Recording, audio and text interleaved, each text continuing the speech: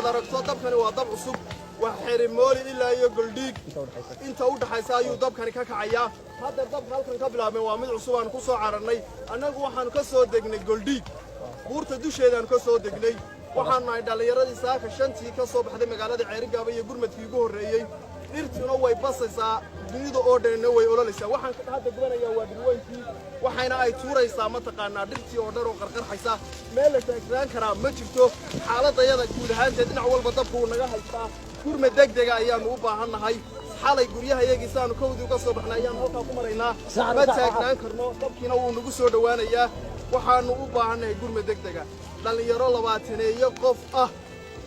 ayaa Ceerigaaba ka soo cararay dhalinyaradii waxay siteen mujarafado iyo mudaraqyo wax allaale iyo wax kale oo gaadiid sitaan iyo alab kale ma jiro gaadiid ma mari karo dadka ayay khatar ku tahay inay ka soo degaan buurta sidaad aragto dhinac walba dabku waa naga haystaa ilaahay waxaanu ka baryaynaa faraj khayr qaba oo soo gaadha waxaanu ka codsanaynaa dhalinyarada dabka ma taagnaan karayno